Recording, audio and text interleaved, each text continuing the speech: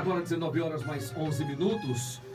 Para você, uma ótima quinta-feira. Muito obrigado pelo carinho da sua audiência. Já recebendo por aqui em estúdios o doutor clínico geral, doutor Julian Tenório. Mais uma vez, recebeu aí o nosso chamado, né, doutor?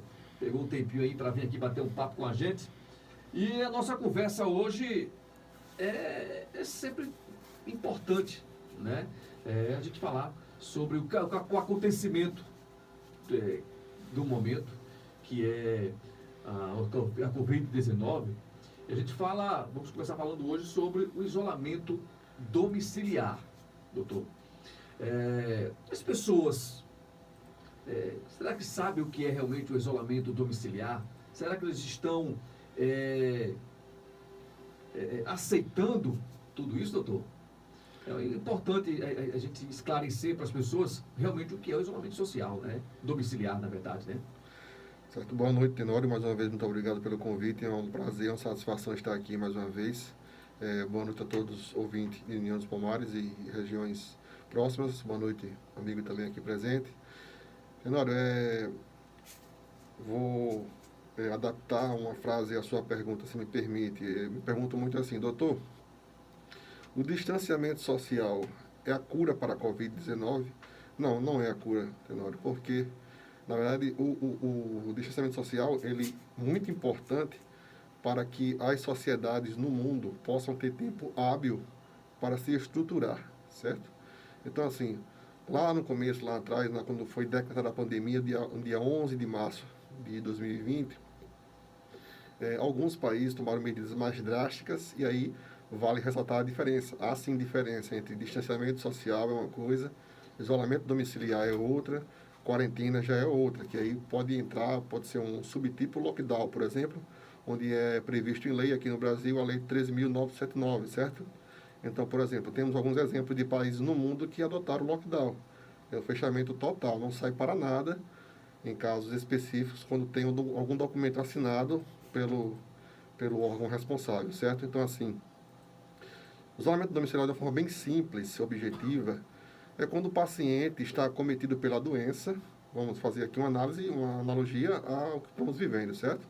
Então, assim, o isolamento domiciliar não só ele como eu posso dizer, atribuído ao paciente. Se o paciente mora com pai, mãe, irmão, enfim, mora com outras pessoas, o isolamento é para toda a família, mesmo que apenas uma pessoa esteja com sintoma. Então, vamos lá. Digamos que aqui morássemos nós três, certo? E apenas um de nós tivéssemos sintomas. A partir do momento que outra pessoa de nós três tivéssemos um sintoma, esta pessoa deve reiniciar a contagem do seu isolamento, certo? A gente prevê aí em média 14 dias para cada paciente, mas pode variar. Tem pacientes que estendem mais o quadro, alguns têm comorbidades, vai até 21 dias, enfim, não é uma regra, mas há uma média assim de 14 dias. Então, o isolamento domiciliar, segundo os dados do Ministério da Saúde, é o quê? É você manter a etiqueta de higiene. O que é isso? É você manter o uso de máscara adequado, mesmo dentro de casa, viu, Tenório? Muita gente pergunta, usar máscara dentro de casa? Sim, dentro de casa, porque se você mora com seu avô, com seu avó, com seu pai, com sua mãe, e você não sabe se eles estão contaminados ou não, tem que se prevenir. Mas muita gente acha que em casa não precisa usar máscara, né? Jamais, jamais. As medidas do Ministério da Saúde preconizam o seguinte: manter distância de 1,5 m no mínimo. O paciente que estiver doente não deve sentar no mesmo local que outras pessoas, manter a higiene constante dos móveis, do sofá. Se o paciente acometido for cozinhar, ele tem que sim usar máscara, mais que obrigatório, se é que isso existe, né? Então, assim, são medidas que estão disponíveis no site do Ministério da Saúde, qualquer um pode acessar o site e baixar. Então, assim, em resumo é isso. Higiene da maçaneta do seu quarto, manter o ambiente arejado, se quando for dormir, as portas abertas, evitar o uso de ar-condicionado, para evitar fazer com que o ar circule melhor dentro de casa, certo? Então, assim, foi mais um dado, mais uma pesquisa de hoje, que tem a ver com o que eu vinha falando anteriormente, né? Outros coronavírus que não SARS-CoV-2, mas na mesma família coronaviridae, tinham comportamento de passar 10 a 19 horas suspensos no ar. E saiu uma nova matéria, um novo estudo, Tenório, falando do SARS-CoV-2 agora. alguns especialistas pedindo para que a OMS mude as recomendações com relação a isso, porque esse vírus, segundo os especialistas, está sim ficando no ar, suspenso no ar, certo? Você pode até Sim, contrair ele sim. pelo ar. Essa é a questão, porque muita gente se cura e acha, pronto, vida é normal para mim. Não, muito pelo contrário. Esse é o novo normal.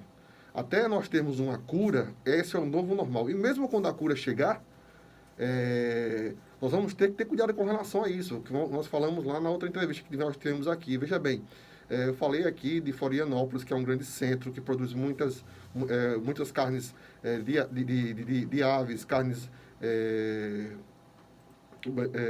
suínas. Então, assim, o que nos garante, com o Brasil como um grande produtor desse tipo de carne e um dos maiores exportadores mundiais desse tipo de carne, o que nos garante que esse vírus é um vírus comum entre animais, não pode sofrer uma mutação novamente e infectar a sociedade. Nós não temos essa garantia. Até porque outros coronavírus que não o SARS-CoV-2, como o MERS-CoV-1, como o SARS-CoV-1, eles foram isolados em camelos e em morcegos, certo?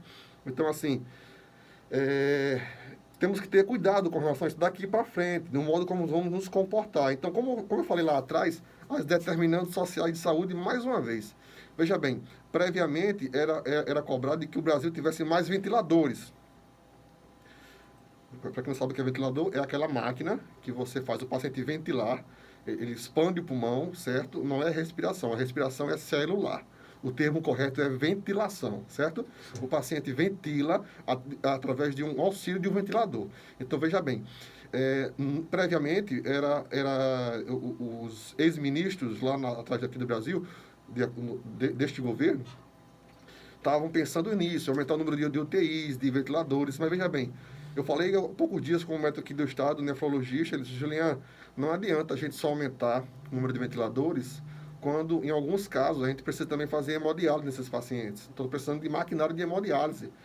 E aí, precisamos aumentar o maquinário de hemodiálise, precisamos aumentar o número de especialistas de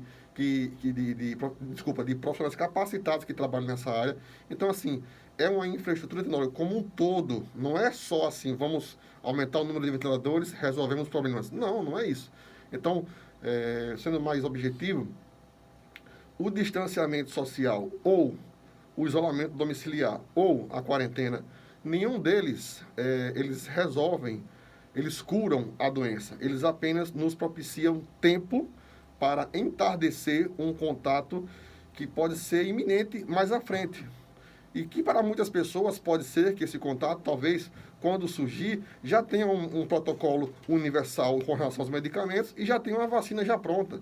Então, isso vai ser benéfico para alguns pacientes. Por isso, é tão importante a gente manter o isolamento para os pacientes indicados, o distanciamento social e a quarentena que nem sempre, nem em todos os países e estados está sendo utilizado. Como eu falei a você, salvo engano, apenas um país no mundo trabalha com um sistema de redundância, que é a Alemanha. O que é isso? Para cada aparelho usado, seja um UTI, seja um ventilador, seja um hemodiálise, eles têm um reserva. Então, da noite para o dia, quando teve esse boom de contaminação mundial, a Alemanha duplicou o seu sistema de saúde. Então, isso é um país que serve de exemplo para outros países no futuro. Certo, Tenório? Pois é, que coisa que o Brasil está longe, viu?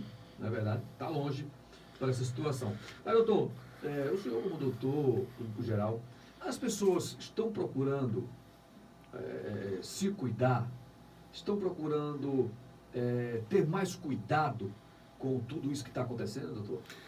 Na minha visão, sim, Tenório. Na minha visão, assim, eu gosto sempre de enfatizar assim, a minha visão, ela não é um espaço amostral suficiente para fazer um trabalho estatístico, mas é uma vivência importante, certo? Então, veja bem, o que eu costumo dizer é o seguinte, me surpreendeu como a população alagoana, certo? Eu trabalho em vários municípios aqui de Alagoas, como eles aderiram a essa questão do uso da máscara, certo? E da antisepsia, que é o uso de álcool gel, de lavar as mãos com água e sabão, enfim. Manter esse padrão de higiene adequado. Então, realmente, me surpreendeu positivamente. É claro que na vida, nem sempre nem nunca, não há 100% em tudo. Tem pessoas realmente que relaxam com relação a isso, acham que esse vírus não é tudo, acha que esse vírus só acomete grupo de comorbidades, de idade. Não é assim, esse vírus não segue um padrão.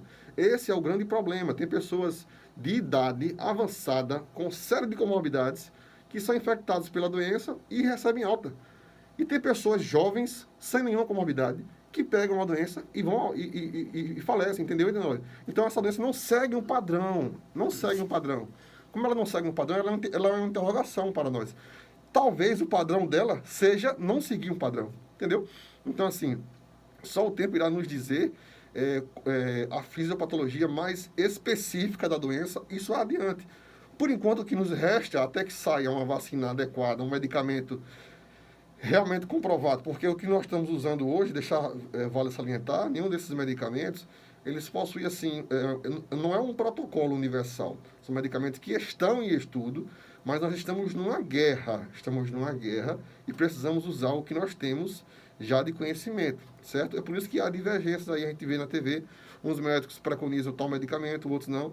Vale ressaltar aqui na entrevista que não há aqui poder de discussão de interesse político nenhum aqui da minha parte, muito menos do Tenório e do amigo aqui, é só debater a questão da doença mesmo. E eu queria falar também... Mostrar a realidade. Mostrar a realidade, realmente. Eu queria falar também das repercussões de um isolamento. Isso também tem que ser falado, porque, assim, pessoas que passaram a adquirir ou a otimizar doenças, vamos dizer assim, transtornos mentais, certo? Pessoas que têm depressão, que têm ali o seu transtorno bipolar, que tem, enfim, são vários transtornos e que ficam isolados dentro de casa, não podem sair, ficam com medo. Essa doença realmente mete medo em qualquer um, né? A gente vê aí vários casos de pacientes vindo a óbito, não tem como nós não sentir medo, mas precisamos, para quem tem fé, se apegar a Deus, para quem tem fé, se apegar em algo que lhe impulsione para a frente. Então, assim, essa flexibilização do novo normal. A gente está vendo aí os comércios de alguns municípios, de alguns, nosso estado, por exemplo, do Brasil, sendo flexibilizado. A abertura, aquela questão com laranja, com vermelha, certo? Então, assim, eles estão se readaptando à abertura. Como assim? Isso é o novo normal que a gente bate no tecla toda hora. O que significa isso? Você reabrir o seu comércio seguindo as medidas de etiqueta de higiene. Marcação de horário, evitar aglomerados, uso de álcool gel, uso de máscara obrigatória, entendeu, Tenório? Então, assim, isso tem que ser enfatizado o tempo todo, porque, como a gente viu, está sendo visto que era comum a outros coronavírus, está sendo enfatizados por novos especialistas para que a OMS mude a recomendação, porque esse vírus pode sim estar sendo transmitido pelo ar. Então, já que isso pode acontecer, a gente pode carregar o vírus na nossa pele, na nossa roupa, e aí, ao abraçar alguém, ao querer beijar alguém, mesmo que nós já tenhamos nos infectado previamente, a gente pode passar o vírus dessa forma. Entendeu o que eu estou querendo dizer? Entendi. Você falou aí, eu tenho uma matéria aqui, eu vou ler agora, depois a gente vai comentar sobre ela. Que Alagoas registra redução em ocupação de leitos de UTI. Desde que o governador Renan Filho autorizou a entrada de Maceió na fase laranja do plano de reabertura do estado, o número de ocupação de leitos de UTI teve uma queda de 13%. Quando o comércio de Maceió foi parcialmente aberto, Alagoas registrava 83% de ocupação de leitos de UTI. Atualmente tem 70%. Essa redução pode ter sido causada pela queda no número de novos casos em Maceió, conforme já havia sido anunciado pelas autoridades. Contudo, o número de óbitos e novos casos continuam crescendo no interior do estado, o que pode provocar um atraso na reabertura do comércio no restante do estado. Segundo o último boletim divulgado pela CESAL, Alagoas tem 42.322 casos confirmados de pessoas contaminadas pelo novo coronavírus e 1.213 óbitos confirmados em todo o estado. No próximo dia 15, o governador deverá decidir se o interior de Alagoas ficará autorizado a reabrir ou se continua com isolamento social. Aí a pergunta que eu gostaria de fazer. Essa redução, o que é que pode ter causado? Será que a população não está mais procurando, está adoecendo e ficando em casa, se tratando em casa? Porque se fala aí desses cloroquina, né? Cloroquina, tem aí esse outro que atromicina, entre outros e outros que tem por aí. Será que as pessoas estão deixando de ir para o hospital, para o posto de saúde, para se curar em casa e está havendo essa redução? Ao meu ver, Tenório, essa matéria fala muito bem quando você falou aí, redução do internamento em Maceió, na capital. Certo? UTI, né? Veja bem. Nos leitos de UTI. Veja bem. Ao meu ver, o que está acontecendo agora é a interiorização da doença, certo? Houve o boom na capital, certo? Está sim acontecendo uma leve, uma tênue redução, ao meu ver, na capital. Só que esse vírus está começando a se interiorizar agora. Aí eu volto àquela questão atrás para fazer uma relação aqui. Veja bem, qual a importância do distanciamento social e do isolamento lá atrás? Até pouco tempo, em Alagoas, nós tínhamos apenas o HGE e o Metropolitano, e o de Santana de Ipanema, certo? Nós temos hoje funcionando para a Covid o Hospital da Mulher, funcionando, certo? Com leitos de UTI, o Hospital Metropolitano, o Hospital de Porto Calvo, que foi entregue agora, esta semana, acho que foi inaugurado segunda e foi entregue terça-feira, né? Temos o hospital daqui de União dos Palmares, que vai ser entregue também, o regional daqui, né? Isso. Então, veja quantos leitos de UTI o Estado está ganhando. Isso também tem relação, sabe, Tenório? A relação não é só com relação aos pacientes, não é só com relação aos pacientes que estão deixando de se agravar e precisando de leito de UTI, mas também tem relação com o aumento do número de leitos de UTI no estado daqui de Alagoas, certo? Tem a ver com isso também. Então, assim, passamos de 2 hospitais praticamente, um Hospital Geral do Estado na capital, o outro com suporte lá em Santana de Ipanema, para praticamente 5 em menos de 4 meses, 3 meses, mais ou menos isso. Então, é um número significativo, certo? Então, assim, vai estar sendo previsto para entregar aqui o de União dos Palmares da região, para atender aqui as imediações de setembro, né, como você disse. Tem outros previstos para serem entregues, o de Delmiro Gouveia, o de outro metropolitano em Arapiraca também. Enfim, são leitos que estão sendo criados e favorecendo com que as pessoas que precisem de leitos de UTI sejam realmente devidamente atendidas e tenham um suporte adequado. Então, assim, tem uma relação direta com relação a isso, mas a minha opinião é que eu trabalho no interior aqui vizinho, né, São José da Laje, trabalho em Campo Alegre também, trabalho aqui em União dos Palmares. Então, assim, quando eu atendo, eu vejo muitas pessoas com sintomas gripais ainda, entendeu, Tenório? Então, assim, em Maceió a gente vemos sim bastantes casos, mas com relação a quando surgiu a pandemia, ou quando foi decretada a pandemia, a gente houve uma redução na capital. Eu não vejo essa mesma redução nos interiores. Essa é a minha visão, certo? Deixar claro aqui, é a minha visão. Mas só o fato de o Estado estar avançando com relação ao número de leitos de suporte à população nos dá, sim, uma leve, uma tênue, como é que eu posso dizer, conforto, se é que nós podemos ter essa palavra conforto perante a pandemia. Vale ressaltar que, assim como eu falei, que não é apenas com o fato de se ter ventiladores que vamos ter uma robusta proteção com relação ao vírus, mas também com relação ao número de medicamentos. Em alguns hospitais estavam faltando os bloqueadores neuromusculares que servem para intubação orotraqueal, estavam faltando sedativos. Então, assim, não é só ventilador, monitor, é todo um preparo, uma estrutura, são pessoas especializadas, treinadas para trabalharem em leitos de UTI, entendeu? Em unidades intensivas. Como eu falei com um amigo médico nefrologista, precisa também de maquinário de hemodiálise, porque 30% dos pacientes evolui com injúria renal aguda. Se ele já tem alguma injúria renal, agrava a injúria renal crônica dele. Então, assim, é todo um suporte na saúde que a gente está vendo agora mais escancarado, mas a gente já tinha uma noção de que isso era necessário. que deve ser mudada Tenório, daqui para frente. A gente precisa olhar com mais carinho com relação a isso, porque a gente não pode esperar que, porventura, lá na frente, um outro caos desse aconteça, nós fiquemos à mercê de um novo distanciamento, isolamento, enfim. Ficar refém de uma doença dessa, né, doutor? As pessoas estão adoecendo. A gente vê aí depressão, pessoas se suicidando, pulando de ponte. Semana passada, possivelmente, pode ter sido essa questão de depressão. Um rapaz que pulou de um viaduto com 2 filhos, né? Pai pulou com 2 filhos. A gente vê aqui, eu estou vendo aqui uma matéria.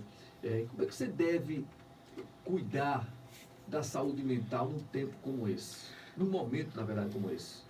Eu entrei em contato com uma amiga minha, que ela teve o marido que teve Covid, né? E ela me disse uma coisa muito boa que eu não sabia. Eu sabia que estava sendo oferecida pelo Estado e agora pelos municípios também. Ela me disse que todos os dias, uma psicóloga aqui de União dos Palmares liga para o paciente para Aqui são 6 psicólogos, né? que tem em União dos Palmares atendendo as pessoas. Né? Então, de assim, domingo a domingo. mas eu não sabia que eles estavam fazendo trabalho de ligar para o paciente. Eu sabia que tinha assistência, mas não sabia que ela estava ligando todos os dias, conversando bastante com o paciente. Isso é muito importante, Tenório. Sabe por quê? O ser humano, ele tende a ter uma empatia melhor ao paciente que tem alguma enfermidade visível a olho nu. O transtorno mental, a gente não enxerga ele, a gente sente. E a dor emocional do outro, a gente não pode medir nem comparar.